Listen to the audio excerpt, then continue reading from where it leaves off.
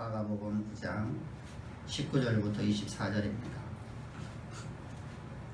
마가복음 9장 19절부터 24절.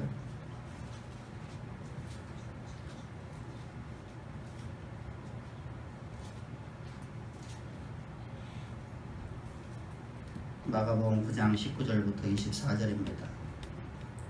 대답하여 이르시되 믿음이 없는 세대여, 내가 얼마나 너희와 함께 있으며 얼마나 너희에게 참으리요. 그를 내게로 데려오라 하시매 이에 데리고 오니 귀신이 예수를 보고 곧 아이를 실멸 경련을 일으키게 하는지라. 그가 땅에 엎드려져 걸으며 거품을 흘리더라. 예수께서 그 아버지에게 이르시되 언제부터 이렇게 되었느냐 하시니 이르되 어릴 때부터이니이다. 귀신이 그를 죽이려고 불가물에 자주 던졌나이다. 그러나 무엇을 하실 수 있거든 우리를 불쌍히 여기사 도와주옵소서. 예수께서 이르시되 할 수 있거든이 무슨 말이냐. 믿는 자에게는 능치 못함이 없느니라 하시니 곧 그 아이의 아버지가 소리를 질러 이르되 내가 믿나이다. 나의 믿음이 없는 것을 도와주소서 하더라. 아멘. 아멘. 주님께서 이제 변화한 사건을 통해서 제자들에게 이렇게 말씀하십니다. 변화산에서 황홀경을 봤던, 영적인 황홀경에 빠져 있었던 제자들을 이제 이끌고 세상으로 내려오시면서 제자들에게 하시는 말씀이, 너희들이 본 것을, 이 산에서 본 것을 내가 십자가 못 박혀 죽고 장사된 바 되었다가 부활할 때까지 아무에게도 말하지 말라 하시니. 이때 제자들의 반응이 놀랍습니다. 제자들이 이렇게 말을 합니다. 이 말씀을 마음에 두며 서로 문의하되 죽은 자 가운데 살아나는 것이 무엇일까? 라고 그들이 의논합니다. 이것이 바로 바알과 앞에 있는 사건이었습니다. 여러분들, 지금 이 제자들은 예수님과 함께 이제까지 동행하면서 예수님으로부터 날마다 항상 어느 자리에서든 예수님의 십자가의 죽으심과 예수님의 장사되심과 예수님의 부활의 메시지를 들었습니다. 이들은 듣고 주님을 따라다니는 주님의 제자들입니다. 근데 이들이 전혀 그 말씀에 대한 의미를 파악하지 못하고 있다는 것이죠. 이게 도대체 무엇이냐? 이게 도대체 뭐냐? 우리가 복음을, 말씀을 들어도 도대체 우리가 의미를 알지 못하고 들으면 아무런 의미가 없는 것이 됩니다. 그건 하나의 그냥 소설책을 읽는 것과 과거의 역사를 아는 것 정도에 끝나지 않는다는 말입니다. 그러면 이 제자들이 왜 지금 깨닫지 못하고 있을까? 주님이 말씀하신 의정을 왜 알지 못할까? 그 이유는 바로 이들이 십자가의 복음으로 말미암아서 거듭나지 않았기 때문입니다. 다시 말하면 성령으로 하지 아니하면 어느 누구도 하나님 말씀을 바르게 이해할 수도 깨달을 수도 없단 말입니다. 여러분, 성경의 모든 말씀, 하나님의 모든 말씀은 성령의 감화감동으로 말미암아서 쓰여졌습니다.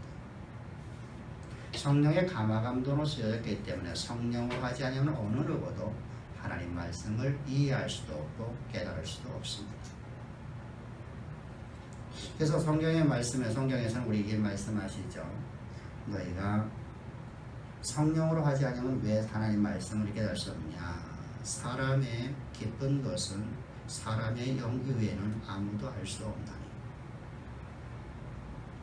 이처럼 하나님의 마음의 깊은 하나님의 의정도 하나님의 영이 없으면 하나님의 마음의 깊은 것을 아무도 알지 못하니라고 고린도 2장 10절 11절에서 말씀하고 계십니다. 이처럼 하나님의 영이 없으면 우리는 어느 누구도 하나님 말씀하신 의중을 알지 못하고 그저 문자적으로만 이해한다는 말입니다. 그 사람의 마음의 중심을 알지 못하면 우리는 엉뚱한 모습으로 나가는 모습들을 보게 됩니다.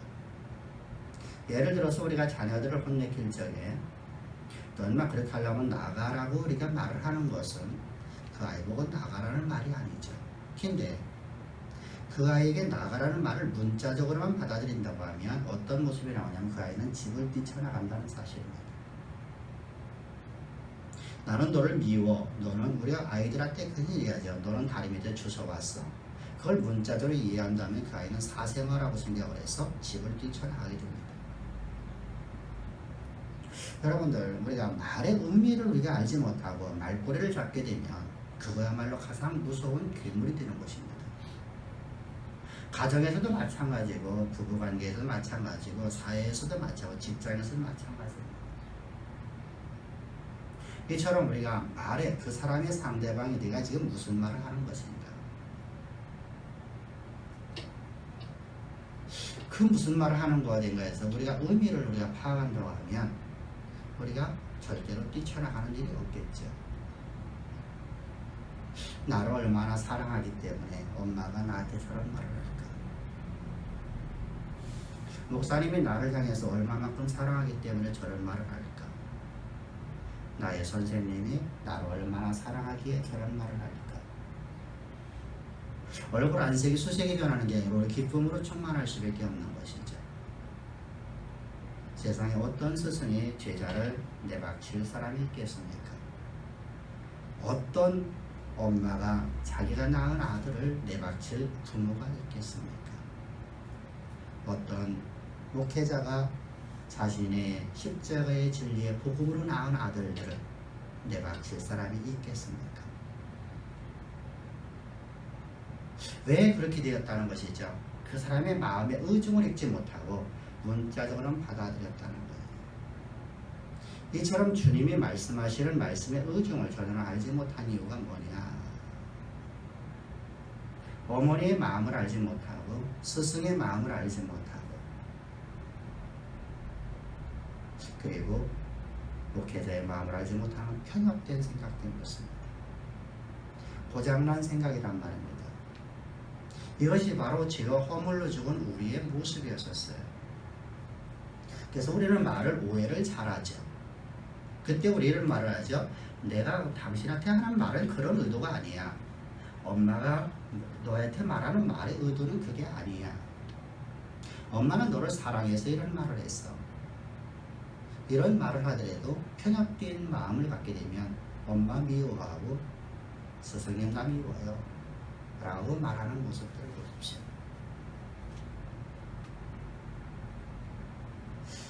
이것이 바로 죄와 허물로 죽어있는 나의 모습, 옛사람의 모습이었었어요.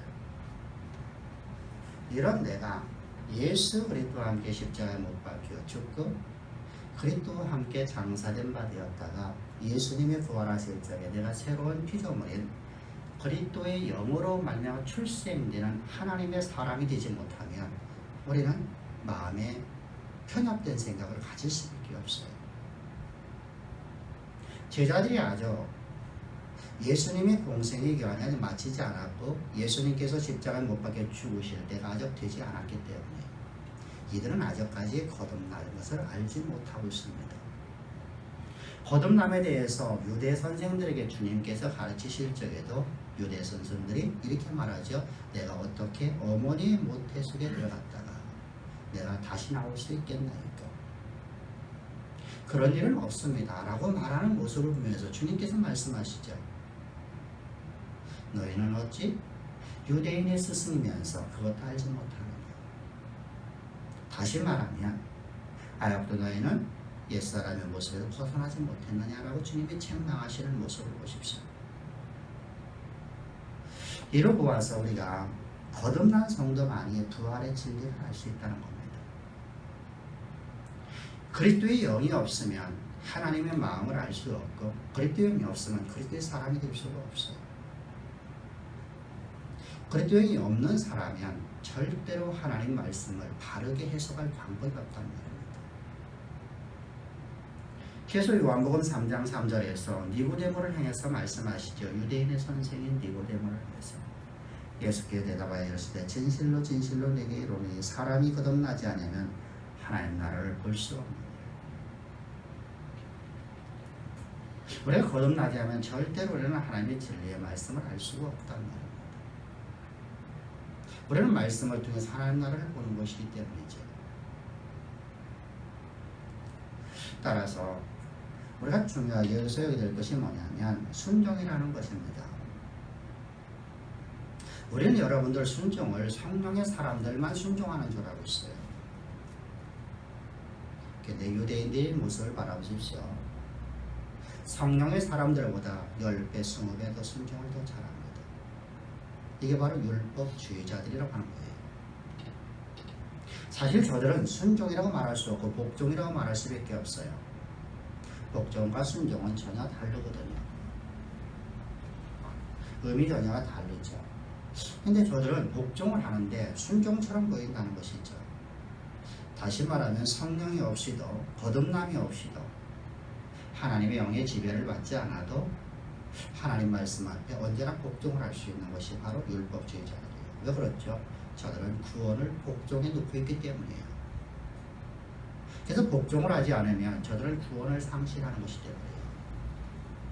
이 모습이 바로 오늘날 이북의 모습이에요. 이북에는 여러분들 김정일이라는 그 지도자의 말에 복종을 하지 않으면 죽어요. 사망 가운데 들어가요. 우리가 많은 그 사람들을 죽이는 모습을 우리가 방송을 통해서 봤지 않습니까? 복종하지 않는다고 한번 복종하지 않았다고 죽여버리는 거예요. 바로 그 모습이에요. 그래서 저들은 여러분 어떻습니까? 나이가 70이 넘어서도 그 새파란 어린 지도자 앞에서 무릎을 꿇고 두 손으로 갖다 비비고 있는 모습들을 우리가 방송을 통해서 보지 않습니까?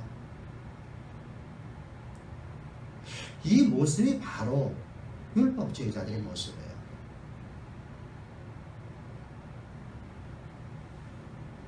근데 저들은 하나님의 의중을 알지 못하고 복종을 하는 거예요. 무조건 복종을 하면 구원을 받는다고 생각하는 것이죠. 그래 하나님 말씀의 의중을 알 수 없는 것이 바로 저들의 모습입니다. 그래서 고린도전 2장 4절에서 말씀하기를 내 말과 내 전도하니 설득력 있는 지혜의 말로 하지 아니하고 다만 성령의 나타나신가 능력으로 하여 이렇게 말하는 거예요. 바울이 이제 자신이 복음을 증거하는 그 내용을 얘기하는 거예요. 내가 너희 가운데 십자가의 진리의 복음을 전한 것은 어떻게 전하냐면 나는 성령으로 말미암아 너에게 전했다는 거예요. 지금 12사도들 중에 수장이었었던 베드로와 요한과 야고보라는 이 사람들은 주님의 말씀을 듣고 이해도 못하고 깨닫지도 못하고 이들이 무엇일까라고 서로 간에 의논하고 있는데 바울의 인생은 예수 그리스도의 십자가의 진리의 복음 안에서 거듭나고 난 그의 인생이 그 이후의 삶은 오직 성령을 통해서 하나님의 마음에 깊은 것인 이 십자가의 복음을 자신의 생명을 걸고 전하더라는 겁니다. 오직 성령의 능력으로 다시 말하면 내가 이걸 알고 있다는 거예요. 여러분 세상의 모든 사람들의 삶에서 자신의 생명을 거는 건 자기가 아는 것에 생명을 거는 거예요. 내가 알지 못하는 것에 생명 거는 사람은 이 세상에 단 한 명도 없어요. 내가 아는 것이 옳다라고 여겼기 때문에 그것에 자신의 생명을 걸어요. 그것이 틀렸건 옳건 걸 말하는 게 아니에요. 어떤 사람은 틀린 길을 걸어갔죠. 어떤 사람은 옳은 길을 걸어갔죠. 어떤 사람은 아름다운 길을 걸어가고 어떤 사람은 악한 길을 걸어가는데 악한 길을 걸어가는 사람이건 선한 길을 걸어가는 사람, 아름다운 길을 걸어가는 사람이건 자신들이 아는 것을 그것을 확신하고 걸어가는 거예요. 그래서 여러분들 우리가 세상 사람들도 그것에 대해서 자신의 생명을 걸지 않습니까? 우리가 알지 못하는 것에 내 생명을 걸 수 없어요. 절대로 못 걸어요. 나의 전존재를 어떻게 옵니까? 나뿐만 아니라 나의 가족들이 있는데요. 나의 딸린 식구들이 있는데 어떻게 여러분들 나의 전부를 걸 수 있겠어요? 나뿐만 아니라 고대사에서는 가문의 멸망입니다. 나만 겪는 것이 아니라 사돈의 발전까지 멸문을 당하거든요. 그런 상황 속에 내 전존재를 걸고 어떻게 여러분들 그곳에 내 생명 나의 전부를 걸 수 있겠어요? 이 얘기는 지금 십자가의 진리의 복음에 대해서 바울이라는 인생은 정확히 알고 있다는 것이죠. 너무나 잘 알고 있다는 겁니다. 어떻게 알고 있다는 것이죠? 이것이 생명이라는 것을 알고 있다는 거예요. 이 방법 외에는 다른 것으로 우리가 구원받을 수 없고 다른 방법으로는 우리는 성령을 받을 수 없다는 걸 알고 있다는 겁니다. 그래서 자신의 전존재를 걸고 복음을 증거합니다. 그럼 여러분들 앞에서 우리 말씀드렸듯이 이제까지 왜 이 10명, 12명의 제자들은 그렇게 서로가 의논하는 삶이 되었을까? 아직 성령의 임재가 없을까? 그것은 예수님께서 아직 사명을 완수하지 않았기 때문입니다. 예수님께서 온 인류의 죄를 위해서 이 땅에 죄 있는 육신의 모양으로 오셨지만 세례가장 받으셨지만 아직 저주의 나무인 죄의 삭신 사망을 당하지 않으셨기 때문입니다. 주님이 십자가에 못 박혀 죽으시고 장사된 바 되었다가 사흘 만에 부활하시는 그 부활의 사건이 아직 없기 때문입니다. 다시 말하면 공생의 기간이 아직 끝나지 않았기 때문입니다. 그러므로 성령의 임재하심이 없었기 때문에 제자들은 이 진리의 말씀에 대해 전혀 알지 못하고 있습니다. 그런 그들에게 주님께서 이렇게 말씀하시죠. 너희는 예루살렘을 떠나지 말고 너에게 하나님의 영이 임할 때까지 이곳에 거하라. 하나님의 영이 임할 때까지 이곳에 거하라. 부활하시고 승천하시는 주님께서 제자들에게 하신 말씀입니다. 그리고 성령을 받고 너희들의 삶을 살라는 겁니다. 그러므로 이들은 우리의 복음의 효력이 어떤 것이 있는지를 전혀 알지 못해요. 거듭나지 않았기 때문에 성령의 능력이 없기 때문에 성령의 임재가 없기 때문에 이들에게 있어서는 복음의 효력이 어떤 효력을 갖고 있는지를 아무것도 알지 못하는 그들의 모습입니다. 여러분, 주님이 십자가에 못 박혀 죽으시고 장대신은 그 십자가의 구속 안에서 우리가 거듭나 하나님의 영만이 우리 삶을 지배하게 되면 내가 산 건 내가 산 것 아니라 내 안에 오직 그리스도만 살아있으면 우리는 나의 능력을 갖고 살아가는 존재가 아니라 나의 능력, 나의 자원은 그리스도와 함께 십자가에 못 박혀 죽어버렸습니다. 나라는 존재, 내가 살아왔던 모든 삶의 방식은 예수 그리스도와 함께 십자가에 못 박혀 죽고 오늘 내가 산 것은 내가 산 것 아니라 내 안에 하나님만 살아있기 때문에 나는 이제부터 하나님이 주시는 모든 권능을 갖고 살아가는 존재가 되었습니다. 이것을 믿는 믿음 안에 살아가는 거예요. 내게 이거 있으니까 나 살겠다 이게 아니에요. 약속의 말씀이 우리에게 주어졌어요. 너는 하나님의 대리자로서 하나님의 영광을 가지고 하나님의 영광을 드러내는 삶이 너의 삶이 되었다라고 말씀하신 말씀을 믿는 믿음으로 가지고 살아가는 거예요. 그걸 믿는 삶이 되면 안 돼요. 그걸 믿는 것에 지나면 절대로 권능이 나타날 수가 없어요. 그래서 믿는 믿음으로라고 말하는 거예요. 그래서 갈라디아서 2장 20절에서 내 안에 내가 오늘 산 것은 내가 산 것 아니라 내 안에 오직 그리스도만 산 것을 믿는 믿음으로 살라. 믿는 것에 지나지 않는다는 건 어떤 의미냐면 이런 의미입니다. 여기에 제가 목이 말라서 여기에 물을 타놓고 물을 먹으면 나는 목의 갈증을 해소됩니다 라고 믿는 겁니다. 이건 믿는 것에 지나지 않아요. 그러고 안 먹으면 아무런 효력이 없어요. 나는 계속 갈증으로 일생 동안 갈증을 느끼며 살 수밖에 없어요. 그럼 믿는 믿음으로라는 얘기는 이 물을 내가 마시는 거예요. 이걸 마시게 되면 나는 갈증에서 해소가 되는 능력이 있어요. 바로 이 삶을 주님은 요구하는 거예요.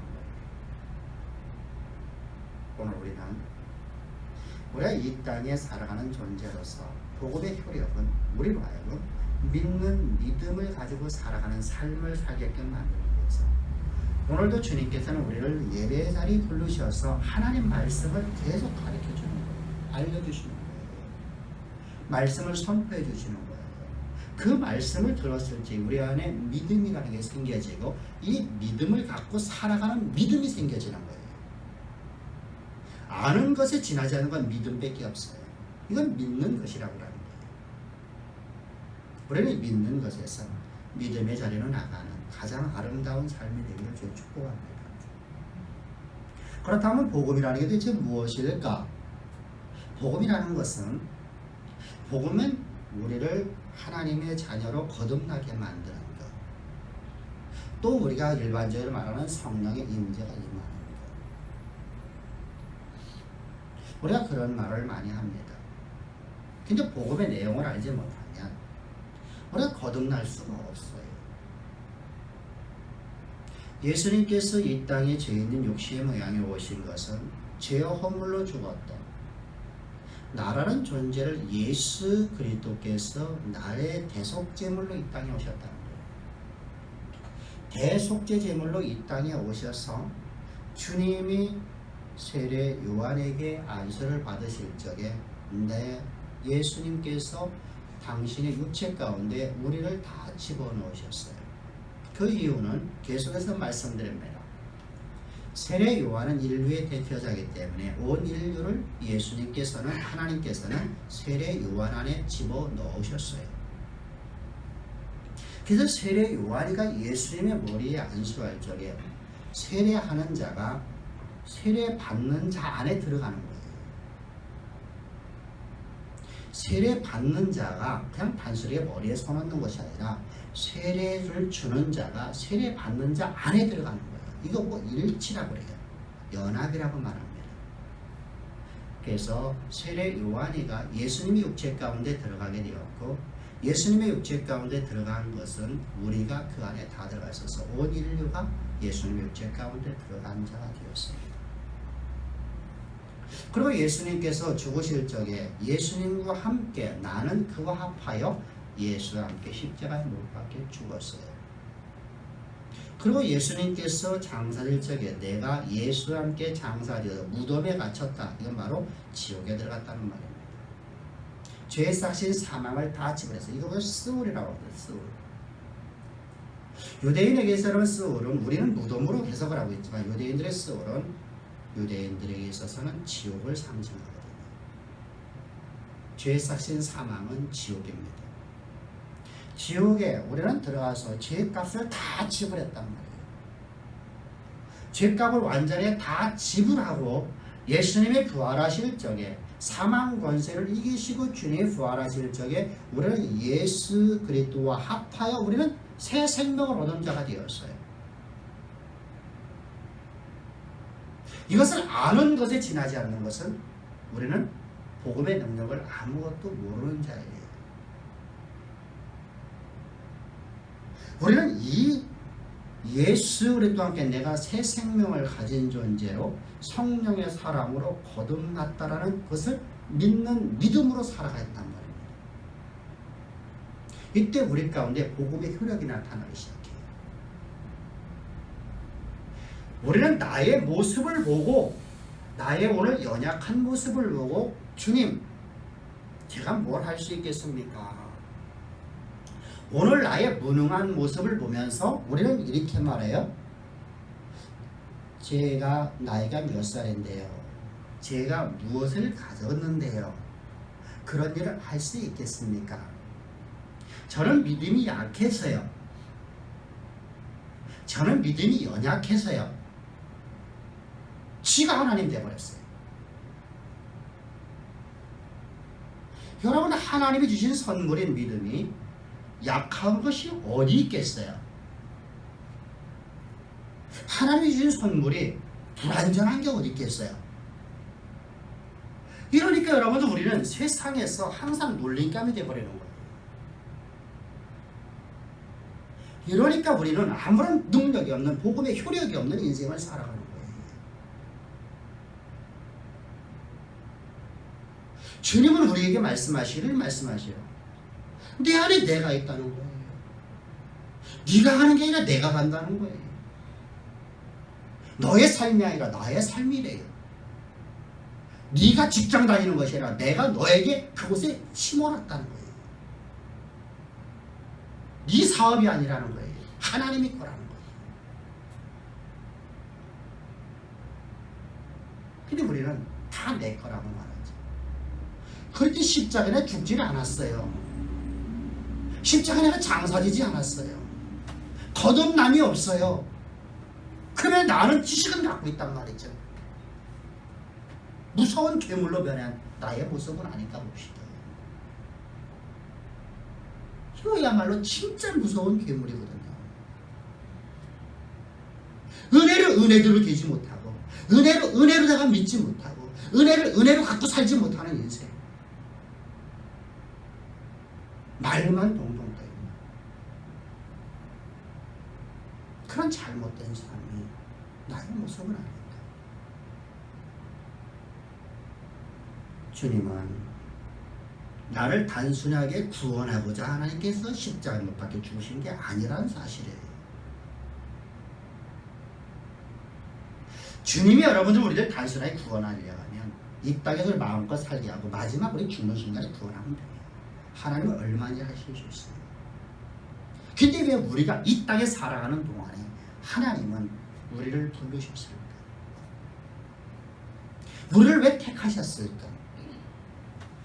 왜 주님은 하늘 영광 다 버리고 죄 있는 육신의 모양으로 해서 우리 죄를 울리게 돌리지 않고 당신 육체 가운데 정하시기 위해서 창조주께서 피조물의 모습으로 오셨고, 창조주 하나님께서 피조물에게 어떻게 안수를 받으셨고, 피조물들에게 죽음을 당하시는 고통을 당하셨습니다. 그건 바로 하나님의 창조의 목적을 이루려고 하는 거예요. 우리를 단순하게 구원시키려고 하는 게 아니에요. 구원의 목적 두는 게 아니에요. 우리는 이건 뭘 하려고? 하나님의 대리자로서 이 땅의 역사를 쓰고 만든 인생으로 하나님께 만드시기 위해서. 그때 주님이 말씀하시죠. 네가 가는 게 아니라 내가 간다. 모세야, 네가 가는 게 아니라 내가 간다. 모세는 여러분 어찌 보면 우리보다 더 연약한 존재고 우리보다 더 가진 게 없었어요. 그 인생은 어땠습니까? 나이 80에 인생의 강원역에 무엇을 가졌습니까? 돈을 가졌습니까? 권력을 가졌습니까? 그 가진 것은 연약한 밖에 없어요. 무능한 밖에 없어요. 근데 그를 향해서 말씀하시죠. 무엇이야? 네가 가는 게 아니라 내가 간다. 내가 너로 하여금 바로의 하나님 되게 하리라. 너는 바로의 하나님이다. 너는 아론의 하나님이다. 근데 모세는 그 말씀을 믿고 나가요. 그 말씀을 믿는 믿음으로 나가더라고요.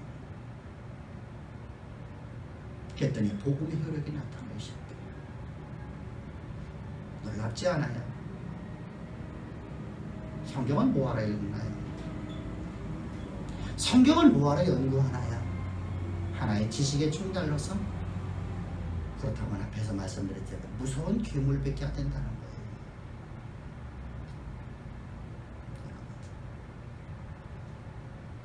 오늘도 우리는 주님의 창조의 목적을 역사 가운데 이루는 자, 우리를 택하시고 우리 때 십자가의 그 속의 은총을 통해 우리를 구원하시고 복음의 효력에 권세와 능력을 우리에게 부어주셔서 그것을 믿는 믿음으로 살아갈 수 있도록 말씀을 주신 하나님 앞에 감사와 찬양과 영광을 돌리기를 주의 축복합니다.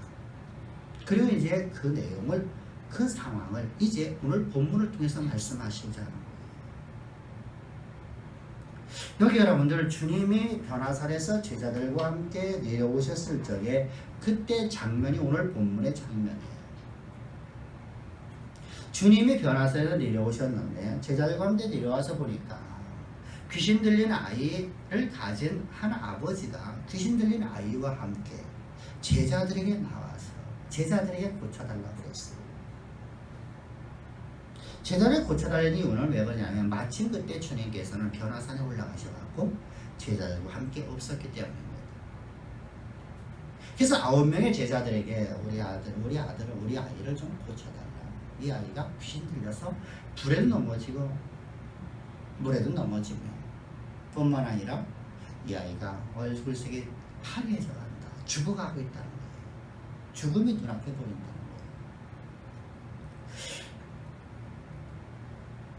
근데 그때 제자들이 그 아이를 치유하지 못하고 그때 그 현장 속에서 바리새인들하고 제자들하고 논쟁이 붙었어요. 그 현장을 주님이 보시고서 주님께서 이렇게 물으시는 거예요. 예수께서 물으시되 너희가 무엇을 그들과 변론하느냐. 여기서 너희는 제자들이고 그들은 서기관들이라고 성경은 말씀하고 있어요. 거기서 논쟁을 하고 있는 거예요. 서로 변론하고 있는 거예요. 변론의 이유는 바로 귀신 들린 아이 때문이죠.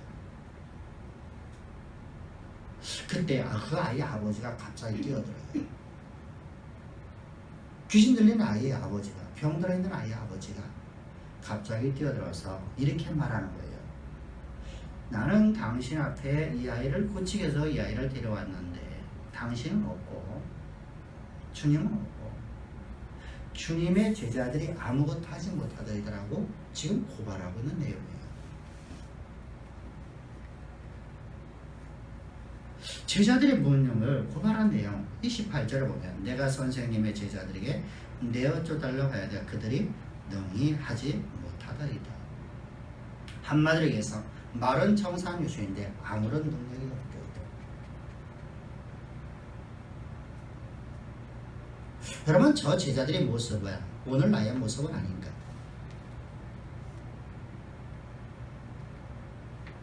오늘날 교회의 모습은 아닌가?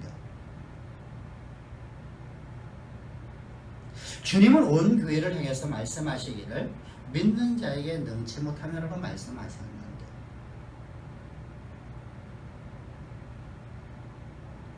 오늘 우리의 삶에서는 아무런 능력도 없고 오직 말만 있는 말재주권만 남아버린 내 모습은 아닙니다. 말만 무성하고 말로만 청산유효처럼 떠들어대지만 아무런 능력이 없는 나의 모습. 주님은 너희는 하나님의 대리자라고 하는데 오늘 나는 세상을 바라보면서 아무것도 할 수 없고 운명에 이끌려가고 있는 내 모습은 아닌가. 세상의 시류에 따라서 이렇게 이끌리고 저렇게 이끌리는 인생은 아닌가.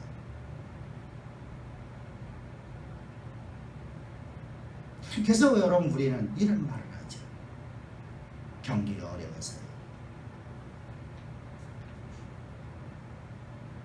다른 사람들 다 그런데 자기 이해한 정도대로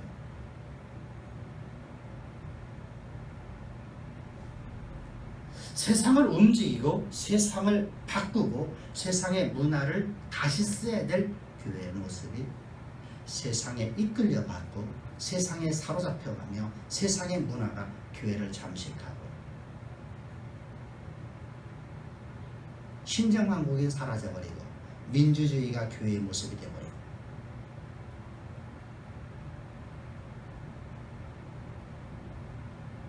대화와 타협을 하려고 하는 우리의 모습, 세상과 공존하려고 하는 우리의 모습은 아닙니다.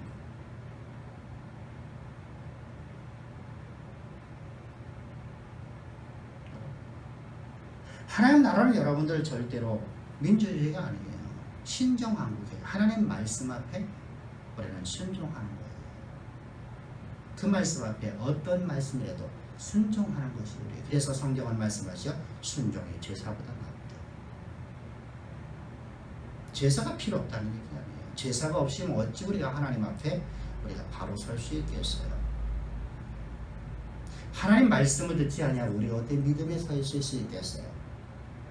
근데 말로만 동동 뜨지 말고 진정으로 순종하는 삶을 살아가는 여러분. 그래서 세상이 하나님의 교회를 하나님 앞에 고발하고 있는 모습은 아니죠. 시편 50편이 바로 그 내용이에요. 시편 50편 내용은 바로 이런 얘기입니다.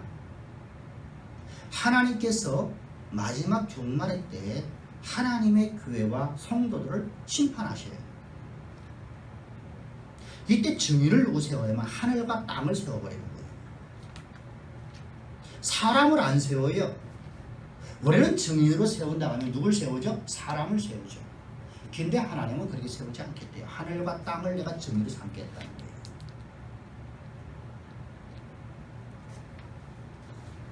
우리 그런 말을 하죠. 하늘이 아니고 땅이었다. 이게 여러분 성경의 말씀이에요. 시편 50편을 보십시오. 그게 바로 종말의 시간에 하늘과 땅을 내가 증인으로 불러갖고 그들을 불러서 하늘과 땅 모든 것들을 내가 다 내 여호와의 보좌 앞에 불러갖고 내가 너를 내가 증인으로 세우겠다는 거예요. 그래서 내가 너를 심판하겠다는 거예요.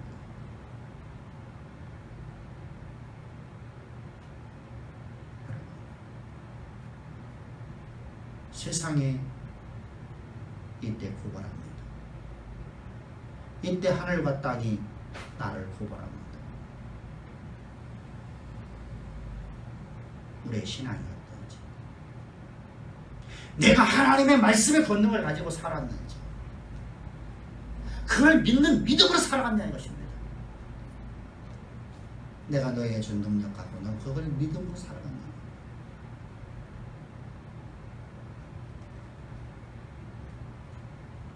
모세에게 하나님께서 지팡이를 달라고 하시고 지팡이를 다시 주시면서 여호와의 지팡이라고 말씀하시고, 모세의 지팡이인데 이름이 갑자기 하나님이 손에 받으셨다가 하나님이 주셔요.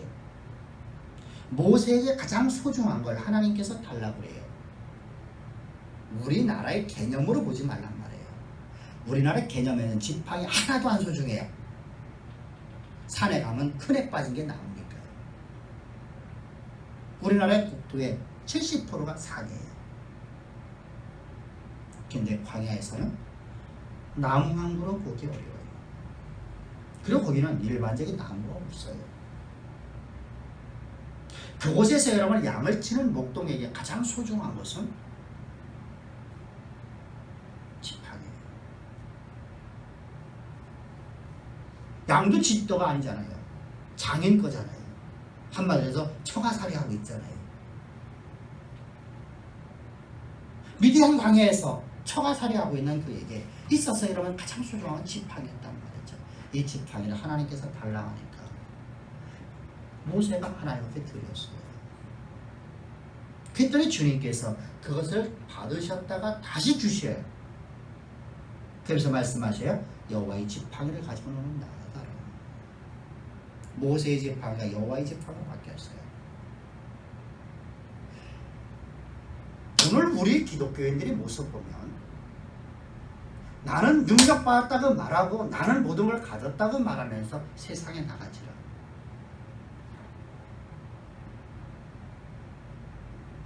가만히 앉아서 그거 갖고 나는 만기 가려고 하는 영적인 흥분 상태만 있으려고 해요. 근데 모세는 그걸 가지고 세상에 나가요. 어떻게? 믿음으로 나가요. 자신에게는 아무것도 없는 자기가 무지렁이 같은 인생인 걸 알았는데 하나님 주신 능력 갖고는 나가더라고요. 나갔더니 하나님의 권능이 나더라. 할렐루야. 우리 항상 하나님의 대리자로서 믿음으로 나아가는 가장 아름다운 신앙을 갖기를 주의 축복합니다. 그럼 그 아이 상태는 어땠다고 그랬죠? 그 아이가 18절을 다시 한번 보게 되면 귀신이 어디서든지 그를 잡으며 거꾸러져 거품으로 흘리며 이를 갈며 그리고 파리에서 가는지라. 이 아이 상태 보면 파리에 제가 나온다는 게 무슨 말이냐면 죽음을 피할 수 없는 지경에 이르렀다는 거예요. 시들었다는 뜻이거든요. 파리했다는 건 시들었다는 거예요. 나무가 시들었다, 풀이 시들었다 이런 뜻이에요. 그래서 죽음을 피할 수 없는 상태에 이르렀다라는 겁니다. 여러분 이 모습이 바로 오늘 우리의 모습은 아닌지.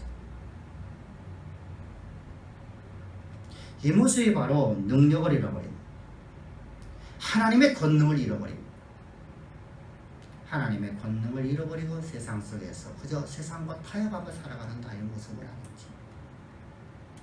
그런 우리를 향해서 주님 말씀하셔요. 믿음이 없는 세대예요. 믿음이 없는 세대예요. 헬라어 원어를 보면 감탄사 오라는 단어가 여기 기록되어 있어요. 오라는 단어.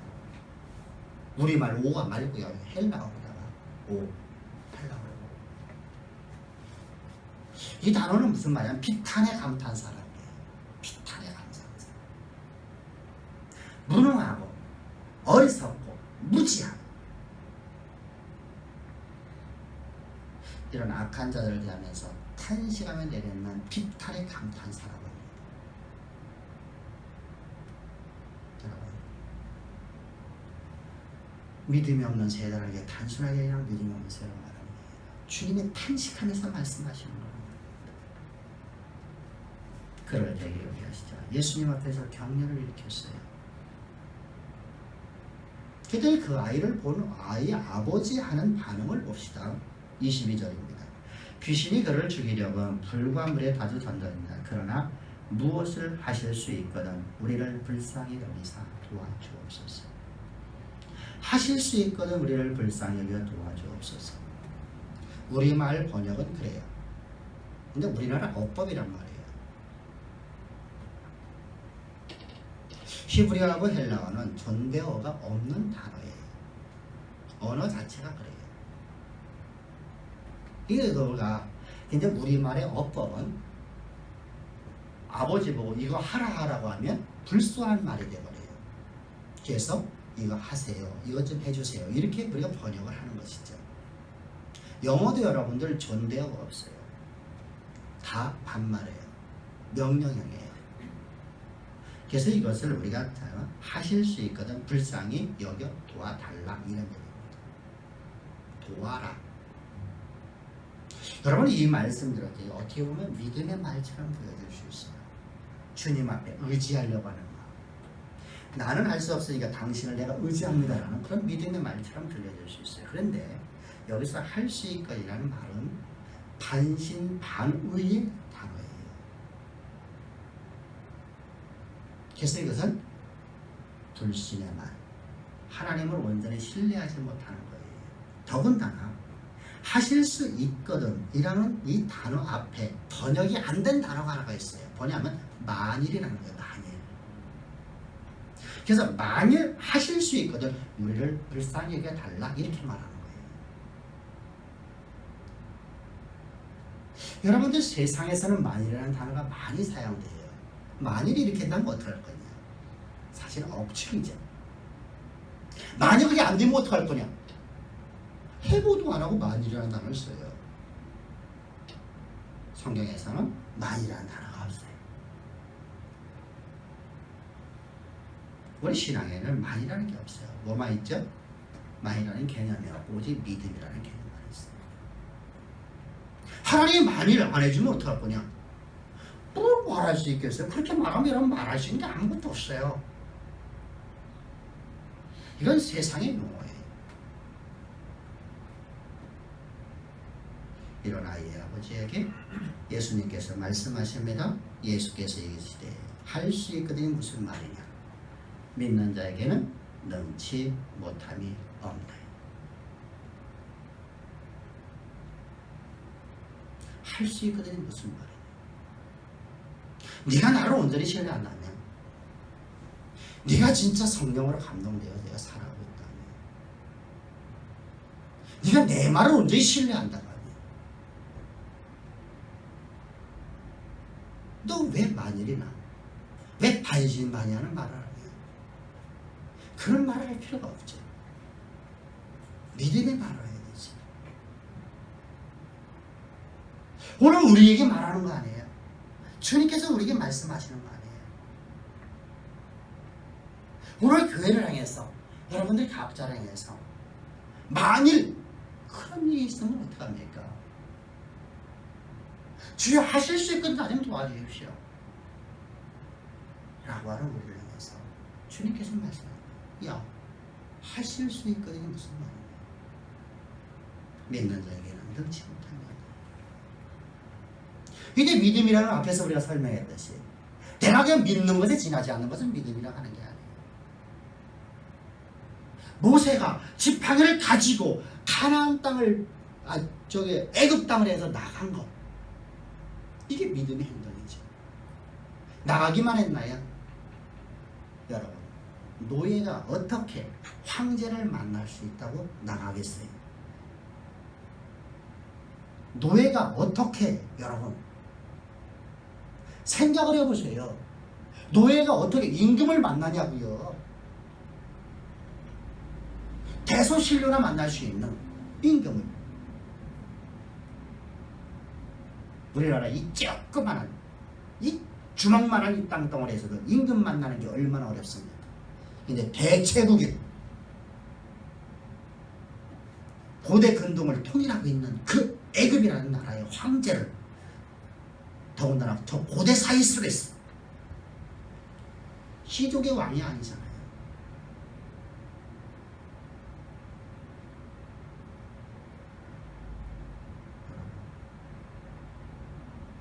어마어마한 그 군사력을 가진 그 대황제를 만나러 나가는 거예요. 어떻게 노예가 나갈 수 있겠어요?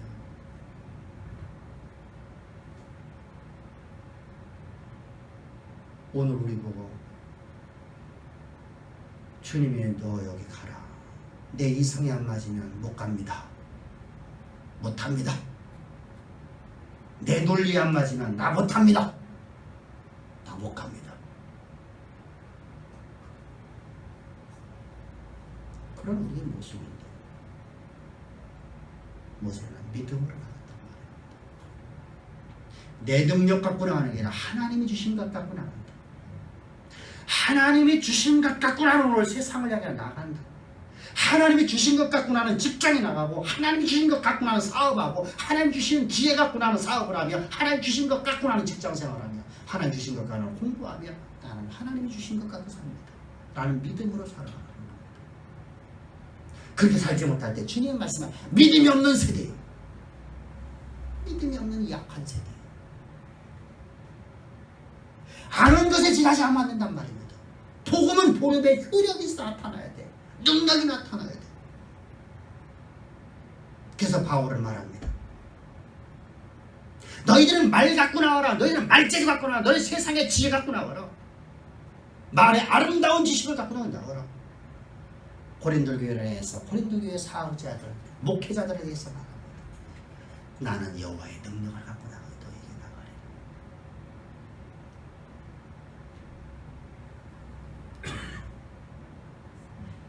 주님으로부터 믿음이 없는 세대라는 책망이 말이야. 너야말로 너의 전후에 너처럼 나를 의지하게 없었거든. 지난번 하나님의 대리자로서 역사를 쓰고 만드는, 역사를 움직이고 역사를 이끌어가는 가장 아름다운 삶이 오늘 예배드리는 우리 주양의 성도들의 삶이 되기를 주님 축복합니다. 기도드리겠습니다. 좋으신 아버지 감사합니다. 찬양합니다. 오늘도 주님 우리를 이처럼 사랑하사 우리에게 생명의 말씀 주시니 감사합니다. 오늘의 말씀 우리를 온전히 사로잡아 하나님 당신의 대리자로서 우리가 온전한 믿음으로 저희들 세상에 나아가 하나님의 영광을 드러내는 가장 아름다운 삶을 살 수 있도록 우리에게 믿음과 능력과 권세를 주심을 감사하며 오늘도 우리 예배를 통해서 찬양 받으시고 영광 받으시고 하나님의 그 아름다운 성호를 열방 가운데 일하는 귀한 사역자들 우리를 다 삼아주심을 감사하며 예수님의 이름으로 기도합나이다. 아멘.